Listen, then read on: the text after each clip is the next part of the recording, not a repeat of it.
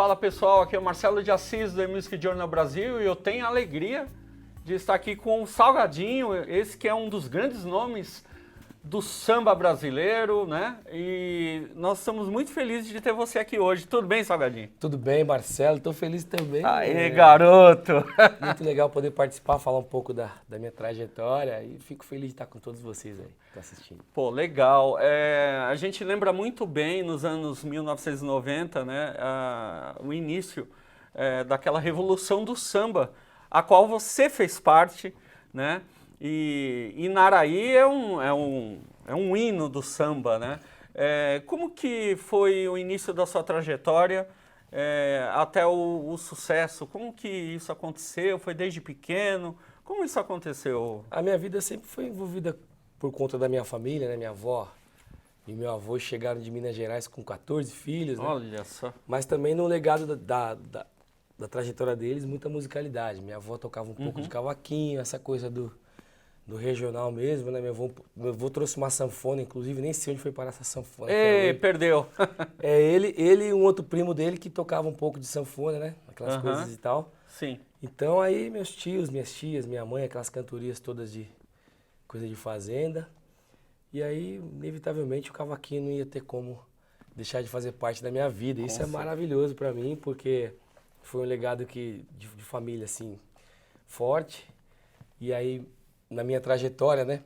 Apesar de o samba ser marginalizado nessa época, ainda nessa época, realmente. pelo cunho da estrutura social do país, né? do país, né? Era o que a gente tinha. Então a gente não tinha muito tempo de olhar para essas coisas e a gente deu valor no que a gente tinha, que era muito gostoso de fazer. E assim como eu, tantos outros sambistas conseguiram trazer as suas verdades aí. Então o samba é o que é. O samba é a música mãe da música brasileira, eu falo sempre isso.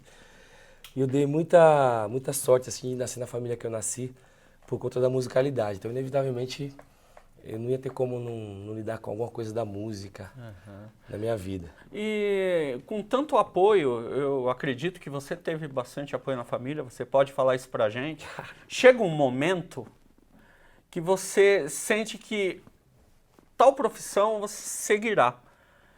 Quando que chegou esse como que chegou esse momento para você, que você sentiu que ia ser um artista, né? Falou, não, eu vou seguir esse caminho. E como que foi essa situação para sua família, vendo que o seu filho iria ingressar na carreira artística? Como que foi esse processo? Na verdade, o molde de família ao qual eu venho, né? Eu fui criado pela minha mãe, numa casa onde tinham muitos primos e tal, a gente vivia assim. Então, da base que eu venho, assim, da sociedade, é algo que é muito surreal que aconteceu na minha vida. Não tinha esse planejamento, mas é o que, como eu disse no começo da entrevista, o que nós tínhamos era essa verdade musical e eu não sabia que tinha esse valor artístico para que eu pudesse viver de música ou algo parecido, algo que eu valha, né? Então acho que a minha dedicação, mas eu acredito que Deus foi muito bom comigo, para quem acredita em Deus, acho que Deus foi muito bom comigo. E eu me dedicar no que eu sempre quis fazer, que é tocar o cavaquinho, eu acho que foi bom para mim. E, obviamente, que a minha família tem bastante orgulho, né, desse legado aí, de tudo que aconteceu na minha vida. Hoje, eu olho para os meus filhos também, eles gostam muito de música, mas eles sim têm opção, né, são formados em outras áreas. Hoje em dia é diferente, né, Salgadinho? Então, hoje na minha vida tudo mudou, mas ainda acredito que tem muitas pessoas parecidas comigo que só tem aquela opção de mergulhar num caminho e para mim, graças a Deus deu certo. Mas eu sou muito feliz com tudo que aconteceu na minha vida, com toda a minha trajetória e poder hoje deixar esse legado para pessoas que não imaginavam que o cavaquinho pudesse chegar onde chegou, que o samba pudesse chegar onde chegou, você poder ser referência para as pessoas é muito legal, muito bacana, porque como eu disse, não dá para imaginar uma situação como essa e você ser exemplo para muita gente. É algo que eu fico muito feliz, né? Hoje o cavaquinho, por exemplo, que é algo que eu tenho na minha vida desde a minha avó, hoje o cavaquinho a galera levou para um outro nível, né? Se você abrir aí as redes sociais, se você abrir a carreira de alguns músicos talentosíssimos, o cavaquinho foi para um nível que a gente não imaginava que ele pudesse chegar na virtuosidade que os caras tocam. É notável sua paixão pelo cavaquinho. Quando você obteve o seu primeiro cavaquinho? Eu era um adolescente ainda, saindo da adolescência. E aí, eu tinha visto um grupo de choro tocando um cavaquinho. Eu fiquei maluco pelo cavaquinho. Aí tinha os discos lá do Valdir Azevedo. Opa! E também Jacó do Bandolim, que era o bandolim. Então eu já queria tocar o cavaquinho fazendo solos e tudo mais. E a paixão era muito grande, desde pequeno, né? Minha mãe conta que quando eu tinha 2 anos de idade, aí teve um tio meu que levou um cavaquinho onde eu morava. E quando eu vi o cavaquinho, eu fiquei maluco. Eu grudei no cavaquinho. Enquanto eu não dormi, ninguém tirou o cavaquinho de mim. Ô, louco! Dormiu com o cavaquinho? Dormi com o cavaquinho. E aí, mais velho, adolescente, a minha mãe se juntou com o meu tio, né? O tio Zé, meu padrinho. E compraram um cavaquinho naquela antiga loja MAP, sabe? Opa! O MAP é como se fosse hoje um Mercado Livre, né? Mercado Livre. Eu comprei todos os meus discos de vinil lá. Então, você comprava carro, você comprava bicicleta. Tudo! Né? Você comprava chocolate. Exatamente. No Mercado Livre, você comprava tudo no MAP. Tem um amigo meu que ele fala, cara, eu tô vendendo até terra, eu vendo terra. Mas não é terra imóvel, não. Ele vende terra. Terra. Barro. Cara. Ele vende desde saco de terra até bicicleta ele vende. Eu falo, mas já tinha isso no MAP, cara. Verdade. Vocês estão atrasados. No MAP tinha tudo. Então meu cavaquinho foi comprado no MAP, né, cara? Eu tenho até hoje um cavaquinho lá. E hoje eu sou endorse da marca aqui. Olha só. Que eu ganhei esse primeiro cavaquinho. Sou endorse dessa marca, mas é algo surreal na minha vida. Da mesma marca que você comprou no MAP? No MAP. Minha mãe comprou no MAP, né? Incrível! E durante a sua adolescência, quais foram as suas referências musicais imediatas, né? Quais eram os artistas que você ouvia? Você deu o nome de 2 agora, né? Falando sobre o início da sua paixão pelo cavaco. O choro, né? O choro. Quais são esses artistas que você ouvia quando era mais jovem? Eu ouvia o que os meus primos tinham ali nos discos, né? Eles davam baile de garagem, essas coisas, então tinham aquelas picapes antigas e tal. Então eu ouvia Jorge Ben, na época, que é o Benjor. Opa! Djavan, o Black Internacional, que era o funk americano, né? Que era Black Music, Funk Music americana. Que era o Earth, Wind and Fire. Opa! Enfim, todo esse groove aí dessa galera, Al Green, né? Al Green, Reverendo Al Green, Stevie Wonder, aquela turma da Motown Records, né? Todos, Michael Jackson, e eles tinham as picapes. Você bebia de toda essa água? Toda essa fonte aí, e aí aquilo vai ficando imputado no seu DNA, que você vai tendo essa referência, então, Tim Maia, né? Tim Maia é maravilhoso. E aí, quando eu falo que a música brasileira é a música mãe, né, de todos os gêneros, que o samba, né? Isso. O samba é a música mãe da música brasileira, porque é muito parecido com o que acontece nos Estados Unidos, né? De você ter lá, de você ter a música raiz. A música raiz lá é o jazz, né, cara? Jazz, o rhythm and blues. Então, o jazz é o pai do rhythm and blues, é o pai do rock e tal. Exatamente. Então o samba é o pai dos gêneros musicais da música brasileira, né? Então é muito parecido. E aí eu cresci nessa fonte, aí eu vi nessas coisas e tudo mais. E depois nos anos 80 que foi aquela cena do rock pop nacional, né? Sim. É impossível. Você ouvia também? Não tem como. Ali O que você ouvia nessa época, Legião Salgadinho? Urbana, Opa. Titãs, né? Porque nas rádios era só isso que tocava. Rock brasileiro. O pop rock brasileiro, pop né? rock, que eu acho bem marcante, assim. Eu tava assistindo ali aquele filme aqui do Renato Russo. Ah, sim, sobre a trajetória dele. E não dava para imaginar a dedicação dos caras que eles queriam ser músicos, né? Então se dedicaram ali a fazer daquela forma. Mas você ouvir a mensagem dessa geração do rock and roll é muito, muito bacana, porque é algo muito ligado à estrutura da coisa social, né? Política do país. Havia muito disso nas músicas do Renato Russo, né? Então, as coisas que ele realmente acreditava e que Cazuza, batalhava. né, Cazuza, poeta, né? Uns caras geniais que foram divisor de águas, assim, na minha vida, né? Eu adolescente, né, colegial na época. Então o que a gente ouvia era isso, mas tinha todo esse legado todo, legado né? de músicas que eu já... musical da minha família aqui. Que legal. Aí, mais tarde veio o Catinguelê. E aí como é que foi isso? Vocês alcançaram sucesso, né? Era Catinguelê todo dia na rádio, na televisão também era legal. Sucesso chegou. Para quem almejou adentrar na carreira musical e percorreu aí, né? Fez o caminho da montanha para chegar até lá. Tem que fazer, né? Tem que fazer. Tem que fazer. Né? Você tem o teu vale ali, aí você faz a montanha. Tem gente que quer subir a montanha de elevador, né? Não dá. Ou então sair de uma montanha para outra no teleférico. Exatamente. Não dá. Só no bondinho do Pode Só no bondinho. Ele sobe, né? Vai que é uma beleza. Ele sobe, mas tem que subir. Mas a trajetória, o que realmente a gente conquista como experiência de vida e tudo é sempre subindo a montanha, encarando, e você fez isso com o Catinguelê. Como é lidar com sucesso? De repente, milhares de discos vendidos, shows, inúmeros shows, aparições na mídia. Como que é lidar com isso? Eu sempre vou falar para qualquer pessoa que eu estiver sendo entrevistado, e para você, Marcelo, e para vocês aí que estão assistindo, a mesma resposta, né? Quando eu comecei, isso é verdade, então, quando esse processo de demanda de muitos shows, de valorização do meu trabalho começou a acontecer, eu sempre pensei que eu sou músico, né? Eu tenho a minha base ali, que é da forma que eu comecei, e eu sempre observei o sucesso como algo que é possível. E ele aconteceu, mas você é uma pessoa como outra qualquer. Você é um ser humano. E aquilo é uma fase da sua vida que a vida ela tem altos e baixos, então se tem aquela alta eu vou aproveitar ao máximo que der. Eu acho que eu fiz isso bem, porque você não percebe o sucesso. Assim, eu não almejava um sucesso, né? Eu almejava viver de música.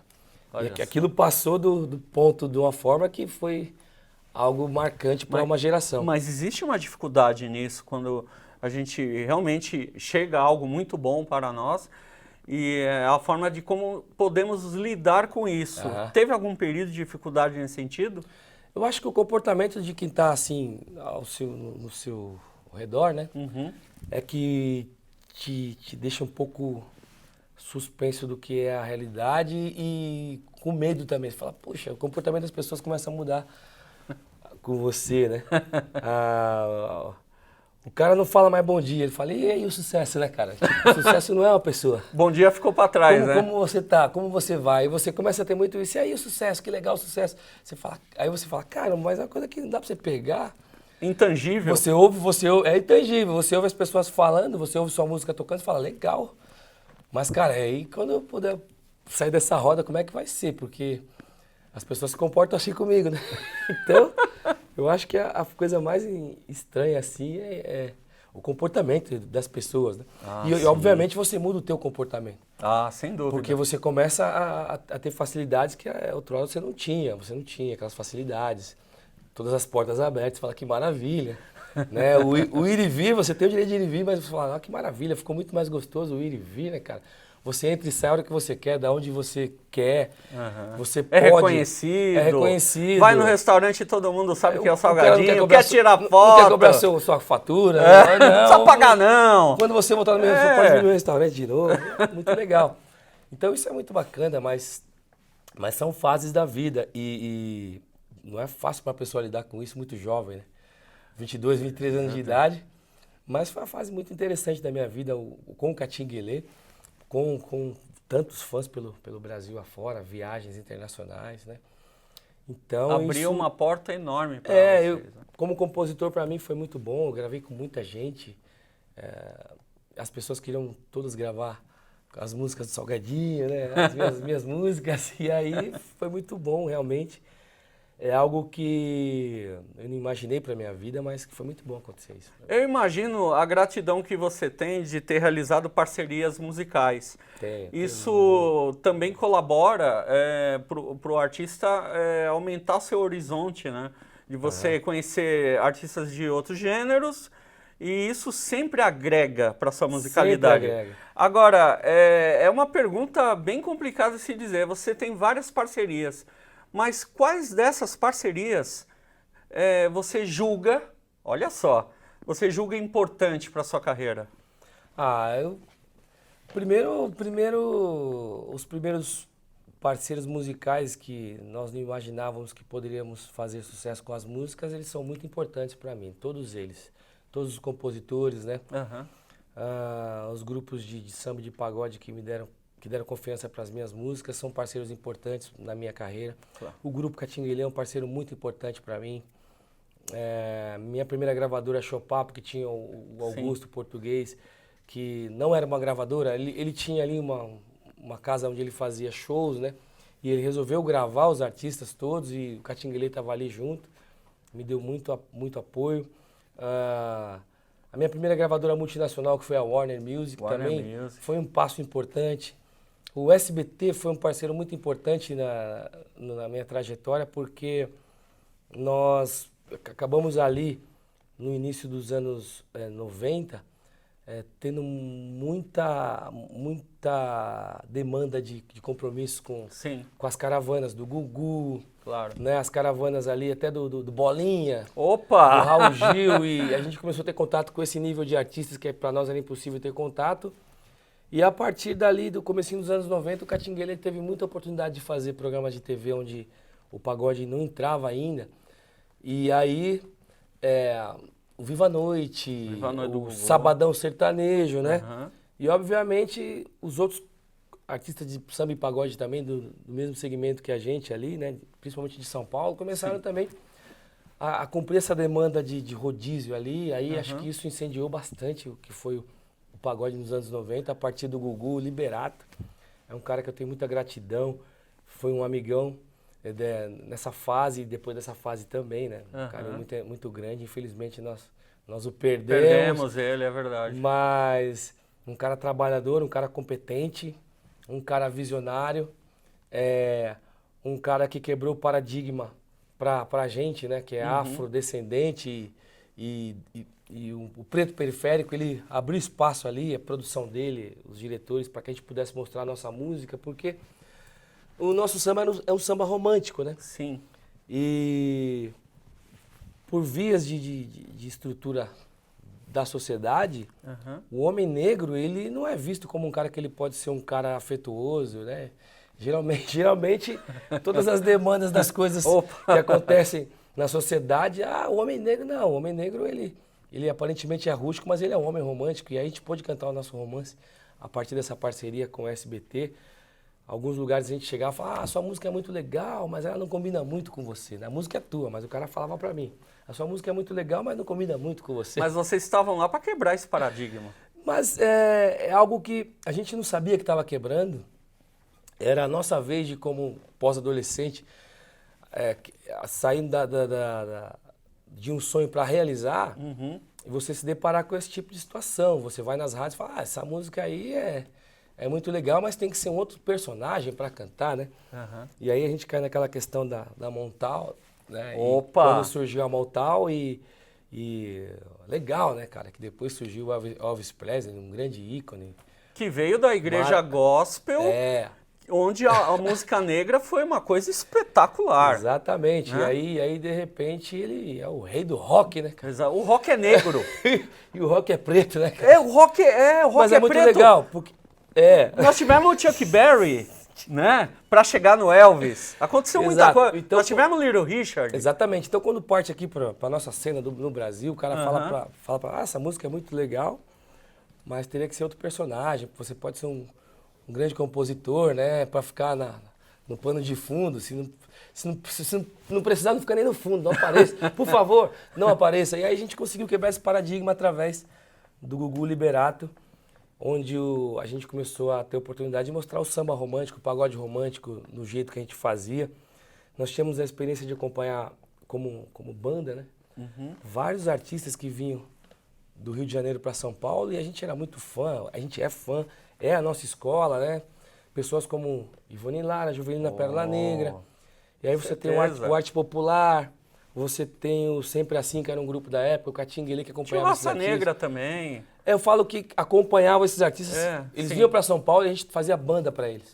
Né? Então, o Almig Neto, então era um contato pra gente, já era surreal, porque você tava tocando com um cara que era um cara... Uma lenda, né? Uma lenda, um cara fantástico ali que tava cantando com o teu grupo, você tava tocando com um cara que você não imaginava.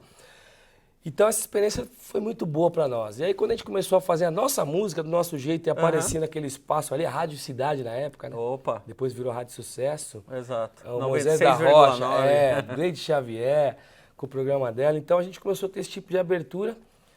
E aí os nossos,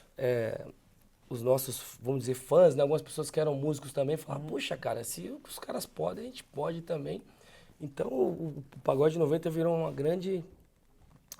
grande movimento. Virou uma instituição. Virou quase que um subgênero, quase que um gênero, mas não é. O que eu falo que o samba é um só, né? Mas aí quando surge o Pagode 90 com essa força na cena, você coloca o pagode na prateleira do pop nacional. Sem dúvida. Porque era uma música nicho, né? Nichada. O pop é um termômetro. É um termômetro. Quem tiver dentro ali, quem tiver no mainstream, é pop. E naquela época era vocês. Exato. A gente conseguiu, através dessa geração, de todo esse trabalho que foi feito, pegamos o mercado de surpresa, vamos dizer assim, né? Porque se fosse para ter uma abertura de fato, se você buscar ali no comecinho dessa situação toda que aconteceu nos anos 90, eles gravaram o Ginga Pura, aquele Eu Menti, Razão Brasileira. Razão Brasileira, é verdade. Era o... Como é que é aquele grupo lá? Não é justo, não, nesse grupo aí, que era de São Paulo, Marcelo Casa Nossa. Tinha Os Brancões. Então, as gravadoras ainda tem... Assim, tinha alguns talentos ali, mas não era a realidade do que a periferia estava falando naquele momento. Que estava vivendo, né? Porque a gente fazia muito os bailes, né, cara, da Chic Show. Chic Show, então, famosa Chic Show. A Chic Show trazia os shows... Fez história. Ela trazia os shows internacionais pro Brasil. Exatamente. E tocavam nessas casas onde a gente tocava também. Então, tinha ali o baile do Black Music, mas como a gente tava ali também, eu era molecote, né, cara? Curtia. Black Power, não sei o quê. Opa! Mas só que eu tinha meu grupo de pagode, que daqui a pouco a gente tava tocando nos bailes da Chic Show. Olha só. Tá entendendo? Ali foi um embrião de tudo, né? Embrião de tudo. Então, por exemplo, as grandes casas, como tinha o Palace, o Olympia, eles traziam esses artistas de gravadora e tal. E tava acontecendo um movimento assim, fora as gravadoras, que era o movimento do Pagode 90. E aquilo tinha muita força. Então você pegava um artista de uma grande gravadora que fazia um show ali, que estava na mídia, que era superlotado, nosso show era superlotado ou mais. Que a periferia se identificava com a gente. Então ali começou a surgir a cena do rap também. Faltou um olhar mais aguçado sobre o que estava acontecendo. Isso chegou depois, Não, chegou depois, mas naquele momento havia um crescimento exponencial muito grande da população que gostava do samba, mas nas grandes casas ainda não havia subido isso, né? Vamos dizer assim. Esse conceito é estrutural, e ele é estrutural. Exatamente. E ainda até hoje você tem dificuldades para você colocar algum perfil de pessoa, né? Para poder vender alguns produtos. Então hoje você começa a quebrar esse paradigma porque os números, eles não podem ser ignorados. Então, sem dúvida. Então, você vê que o mercado financeiro, ele não despreza, ele não faz diferença entre o meu dinheiro e o seu dinheiro. Exato. Ele não faz diferença entre o dinheiro do... Não há isso, não há desprezo. Não existe. Então, quando você começa a olhar para esse fator, as coisas acontecem.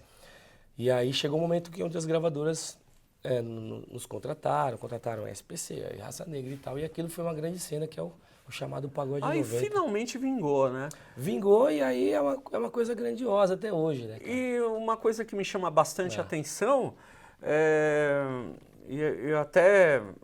eu acredito que vocês iniciaram um movimento que perdura até hoje, porque vocês cantaram sobre o coração, cantaram o amor. Como você acredita, Salgadinho, que essa fórmula acabou dando certo? Falar sobre o romantismo, as letras que falam sobre o coração, atingiram a maior parte da população brasileira, vocês fizeram sucesso. Como que você olha isso? Por que deu certo? Porque é uma fase onde você ainda... O cara paquerava no farol, abaixava o vidro. Outra época, né? Hoje os carros são blindados, são filmados, as pessoas vão perdendo cada vez mais contato, né? Exato. A velocidade dos smartphones fazem com que a gente tenta acompanhar uma coisa que o ser humano não é nem capaz. É capaz de fazer, mas se você vê essa série de doenças que tem acontecido, de ansiedade, né, de síndrome do pânico, vez mais, eu acho que é muito ligado a essa falta de contato humano e as tecnologias, a velocidade das coisas, né? Nessa época não era essa velocidade ainda, né? Então tinha um outro tipo de inocência que naturalmente isso vai se moldando a cada época. Então deu certo porque as pessoas precisam, para se relacionar, romantizar, né, cara? É verdade. A gente gosta do romance, né, cara? Quem não gosta, A gente né? gosta de devagar também, quando a gente tá com a pessoa que a gente gosta. Mas você não acha... Devagar é uma linguagem que não se usa mais. Devagar, mas eu posso falar, a gente gosta devagar, a gente gosta de colocar pelo em ovo, a gente gosta de falar uma coisa a mais, né, cara? Você acha que esse romantismo que vocês pregaram e que deu certo no Pagode 90, na década de 1990, esse romantismo, essa essência, ela não está cada vez menos em voga na sociedade? A sociedade não está mais tão romântica assim? Qual é a sua visão sobre isso? E se isso hoje, nos seus shows, nas suas apresentações, torna-se um desafio? Cara, as pessoas têm o romantismo nelas, né? Só que no dia a dia, com essa velocidade de informação e de coisas, as pessoas esfriam, né? Mas o romantismo, ele tá ali. E dessa forma como era nessa época, isso foi para aquela época, né? Dessa forma que era feito, que isso casava muito. Hoje, se você prestar atenção no romantismo, ele vai migrando de estilo musical, de gênero musical, mas tem músicas ali, por exemplo, o trap fala muito do romantismo, bastante, né, cara? Fala bastante, mas o trap também é um filho ali do funk, é um filho do samba. Se você vai lá, você vê que, por exemplo, Ludmilla... Os elementos. Você tem no fundo ali, como eu falo, que o samba é mãe de todos, né? Sempre. Pai de todos. Mas eu acho que tá ali, embutido no dia a dia, só que a gente não tem tempo mais, porque a gente não procura esse tempo. A gente não tem isso como mais a coisa tão essencial para nós, né? Mas como que a população ainda vai procriar e vai, se não tiver o romantismo? Como é que a gente vai ter afeto com o outro se não tiver o romantismo? Não tem como. É difícil. Né? Eu oriento para as pessoas que quando ela encontra um ponto de afeto na amizade, no trabalho, para você trabalhar também, você precisa ter afeto com a outra pessoa, né? Quando você tem a tua empresa, que você é um microempreendedor, você não vai conseguir trabalhar com a pessoa que você não tem o mínimo de afeto. Exatamente. Você não vai conviver, contar o teu segredo para um amigo, para uma amiga que você não tem o cerne da o mínimo vida, de afeto. É lógico. E aí vem a confiança. Então eu acho que essa velocidade faz com que a gente perca um pouco disso, mas o romantismo ainda está ali forte. Dos artistas, com certeza. Dos artistas novos que estão aí figurando nas plataformas digitais, estão fazendo sucesso, quais artistas dessa nova geração te agradam? Cara, eu gosto muito do De La Cruz, cara. Aquela voz dele é maneira, as músicas dele falam as coisas que a gente gostaria de falar, que é mais ou menos o que a gente fazia nos anos 90. Eu gosto da Ludmilla cantando o trap. Legal, legal. Glória Groove, eu adoro. Glória Groove que tá bombando. Eu acho que o Ferrugem canta demais, ele canta muito, é muito talentoso.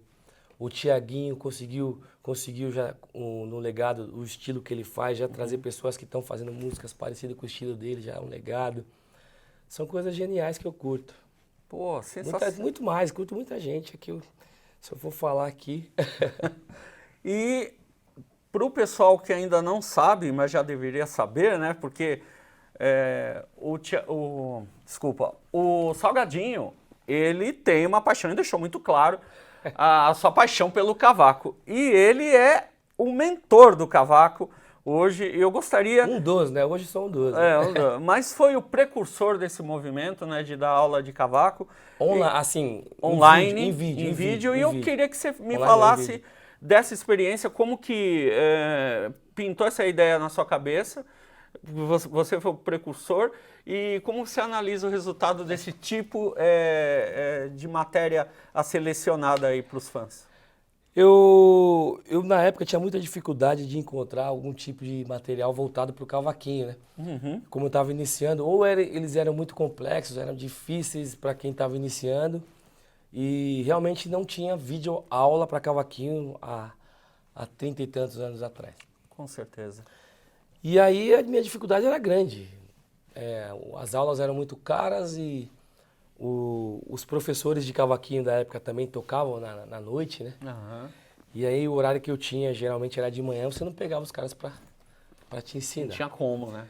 Então eu ficava em alguns lugares vendo os caras tocando, pegava um papel, fazia as 4 cordinhas do cavaco, dedo 1, 2, 3, era 1, 2, 3 e fazia os acordes lá. E ficava em casa matutando aquilo. Fazendo as contas. E matutando mano, não é possível, não, isso aqui tem um jeito mais fácil. E fui achando ali. Eu era muito melhor fazendo solos do que fazendo o campo harmônico. O harmônico, né? a harmonia. A harmonia, os blocos e tal. E aí depois, com o decorrer dos anos, eu fui desenvolvendo melhor isso. E aí começaram a surgir as revistinhas de samba e pagode. Várias. Só que nessa época eu já estava tocando, né? Tinha já cifras, né, Salgadinho? Tinha cifras. Eu já estava na noite tocando, aí fui tocar no Barracão de Zinco, no Vila Samba e Moema Samba, que era na Avenida Ibirapuera que tinha essas casas. Uhum. Ali comecei a pegar contato com guitarristas, com outros músicos, aí você vai ganhando cancha, vai ganhando experiência e tal. E desmistifica, mas eu pensava, pô, se um dia eu tiver possibilidade, eu quero colaborar com essa coisa do vídeo, porque ninguém fez vídeo, cara. Se eu fizer vídeo, eu vou estourar. Você chegou a procurar também na época? Não tem nada, não tem. Não tinha, e não tinha internet também. Não tinha internet, cara. E aí você vai confundindo as épocas, porque você vai ficando mais velho. Nós viemos da época do tubo, né? Da TV de doido, tubo. Cara. Quem tinha TV de tubo, né? É, exatamente, e aí, verdade, velho, verdade. Você se juntava na casa do vizinho, alguma coisa assim. E aí uma vez o meu filho queria fazer um solo. Pai, me ensina um solo da música do Exalta Samba. Já tinha internet. Eu falava, não, filho, primeiro você vai ter que aprender esse beabá aqui. Aí quando eu voltar, eu te passo outro. Quando eu voltei, ele já estava fazendo o solo. Eu falei, como assim? Ele falou, não, tá na internet. Porque agora tem internet. Meu professor é o Salgadinho, pô. E aí, meu Foi velho, uma experiência legal? Foi, cara, foi. E aí, esse vídeo aula, cara, ele vendeu até fora do país, né, cara? Ô, louco. O bagulho, o troço explodiu mesmo, de uma forma. E aí tinha um saxofonista que tocava comigo na época, nos anos 90 ali, no comecinho. E era duro de gravar, porque, poxa, eu tinha dado minha palavra que eu ia fazer a gravação pro cara, né, cara? Mas quando o cara ia me buscar pra gravar, era 8 da manhã. Eu tinha chegado do show 4, 5 da manhã. Não dá, né? Não, mas se você ver minha cara no vídeo, aí tem dia que eu tô morto, tem dia que eu tô claramente desanimado Você foi ali. e tudo mais. E Horário aí, combinado de manhã. Tudo gravando, né, cara? Para um artista que trabalha à noite. Tem uma foto que eu tô de olho fechado assim, cara. Que eu tava de joelho assim, que ia fazer uma posição e tal. E aí o cara tirou a foto, tô de olho fechado aqui assim, né? Com um cavaquinho assim, eu cochilei, cara. Com o cavaquinho na mão, né, cara? E aí passaram-se os anos e tal, e aí o saxofonista falou, pô, Salgado, meu amigo toca guitarra demais, cara, um baita músico, né, cara? Foi morar nos Estados Unidos pra tocar guitarra, aí a minha cabeça fala, pô, legal, mas lá tem guitarrista pra caramba, né? E lá tem os caras mais fera, assim. E aí ele chegou nos Estados Unidos, né, cara, a tocar guitarra e teve dificuldade, lógico. Por que será, né? Porque aí, pô, cara, e ele é muito grato a você. Eu queria pegar o nome desse cara e falou, pô, porque ele comprou um videoaula seu de cavaquinho, cara, e começou a tocar o cavaquinho, aí deu certo. Eu falei, ai, tem. Olha só. Aquele rapaz que faz o negro que faz assim, ó. Você... Pode Brasil, crer que... Brasil, exato, que cavaquinho. viralizou no mundo todo aquele menino. Cara, bicho, entendeu? Aí ele falou, pô, Salgado, você salvou a vida do cara, porque ele tava lá, eu tava pensando em voltar, já falei, poxa, mas era só o cara tocar o cavaquinho. Então, mas assim, você teve muitas alegrias, né? Muitas. Então, é óbvio que tem grandes mestres, muito mais sagazes e melhores que eu, para dar aula, né? Mas acho que essa colaboração do vídeo para cavaquinho desmistificou muita coisa para essa geração 90, E você pega vários caras que são incríveis aí, que são músicos incríveis, que falam, puxa, meu primeiro videoaula foi o seu. E aí eu comecei a partir para esse caminho. Então hoje você pega os caras tocando cavaquinho ali de uma forma que num nível de guitarristas assim... virtuosos, né? Virtuosos, estudiosos e dedicados, né? Então já Sim. partiu para um outro nível o cavaquinho. E poder colaborar um pouco com isso é sensacional. Nós temos grandes músicos mesmo aí, Henrique Cases, Mauro Diniz. Mauro Diniz, grande músico. Carlinhos do Cavaco. Gente que realmente se dedica, né? foi divisor de águas. Foram os meus professores ali nos discos que eu ouvia do Fundo de Quintal, de Zeca Pagodinho, de Roberto Ribeiro, de Clara Nunes. E aí poder colaborar um pouco para desmistificar, levar isso pro vídeo. Cara, o vídeo explodiu.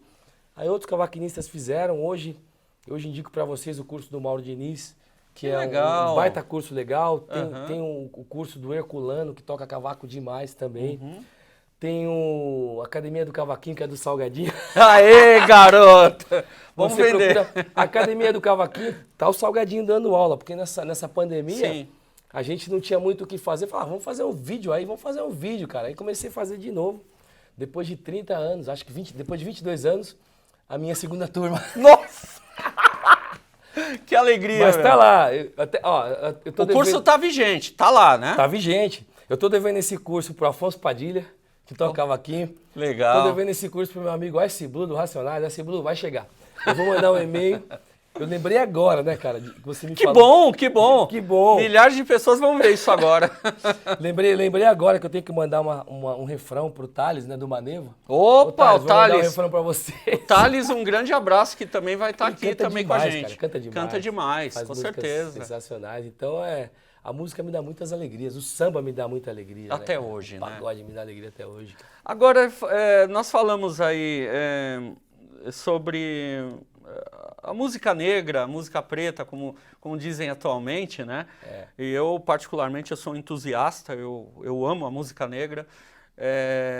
E eu queria apresentar uma questão bastante sensível.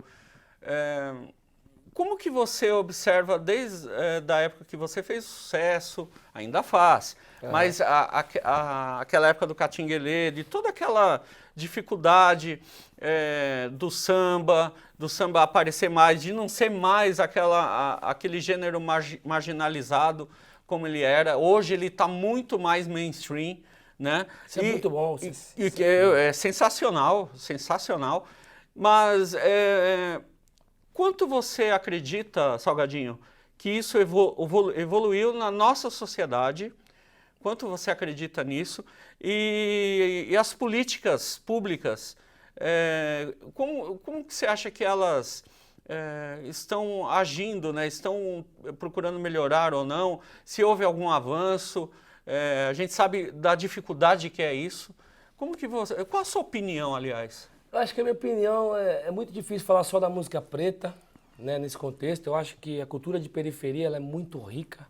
Não há dúvida. Ela tem muita gente de talento ali, como o Brasil tem muita gente de talento em várias áreas, em todos os setores, em todas as camadas da sociedade.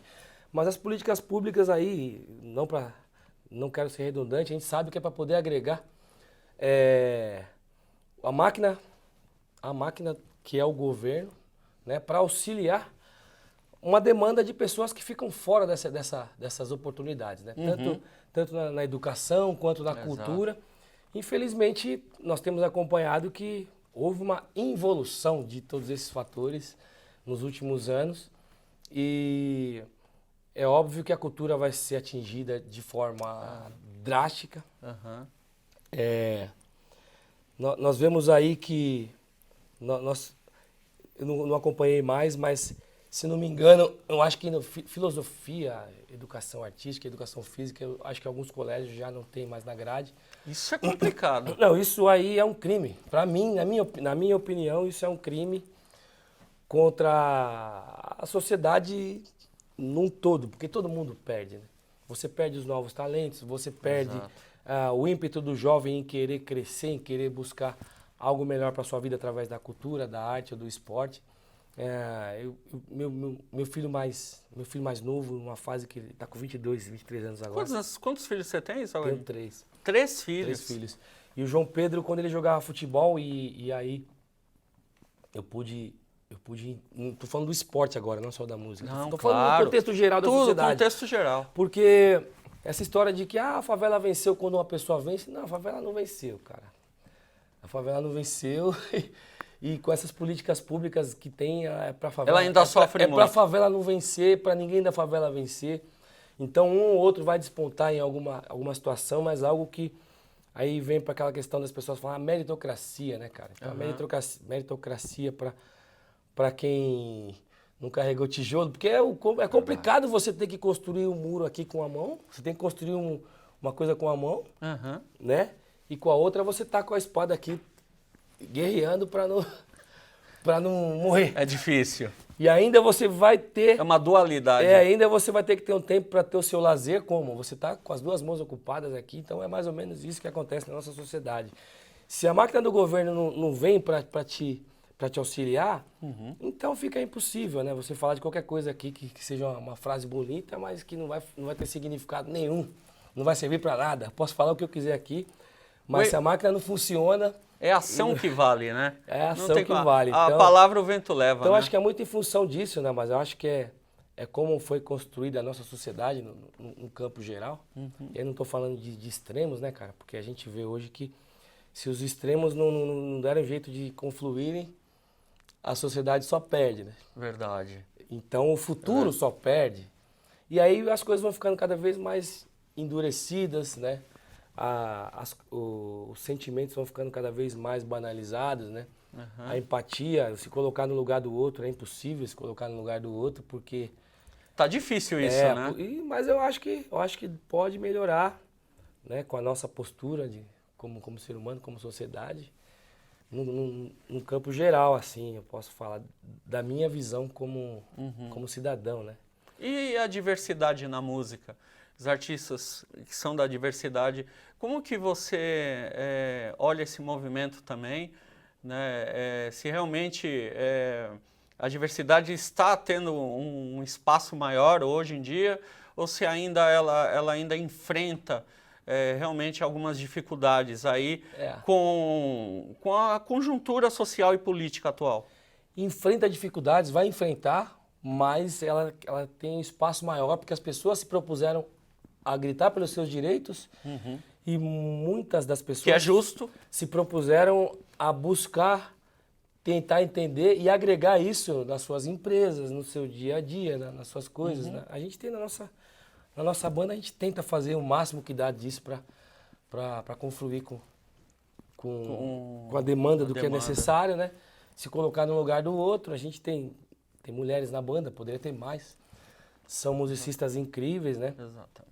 E as pessoas têm suas opções sexuais. Claro. E a gente tenta confluir para isso. Na minha empresa a gente tenta fazer o máximo. Eu vejo que as pessoas estão fazendo isso.